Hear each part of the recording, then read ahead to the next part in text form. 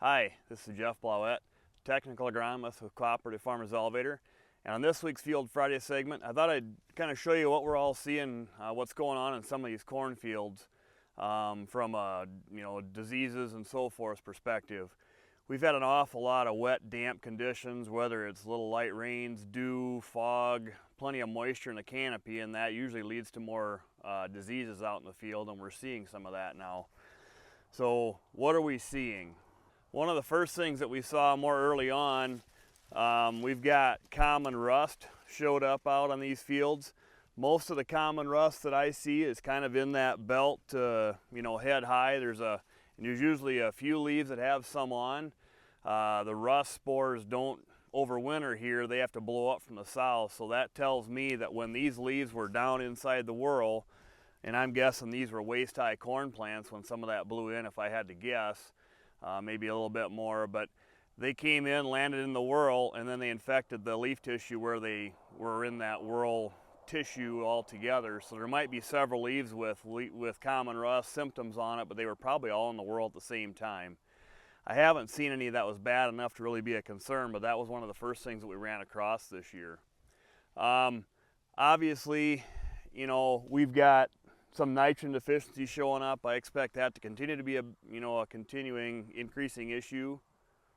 The closer this corn gets to maturity, the more it's probably going to start to cannibalize the lower leaves if it's short of nitrogen. So you can start to see that in some of these fields. You look for this center of the leaf turning brown. We also started to see some Goss's wilt show up. Here's a leaf with some on. I've got some more pictures, but we've got some of these plants had enough leaf wetness, and if there's an inoculum, if a field has history, we've got plenty of that showing up in some fields.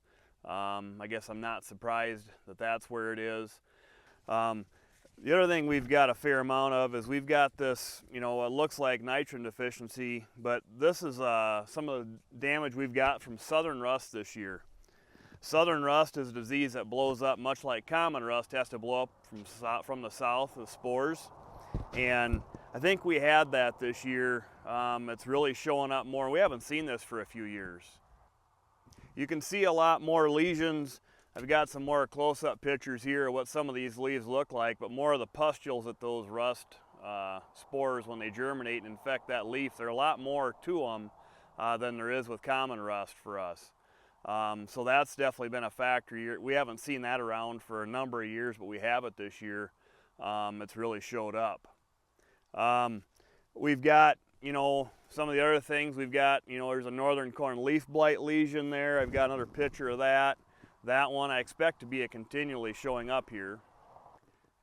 Another disease that we've had with all the rains that we had earlier on, some of this happened in June when we were in that flooding period where there's lots of water in the whorl for quite a period. We've got a disease that, kind of gives some fairly significant spotting on the leaves and some discoloration with Foderma.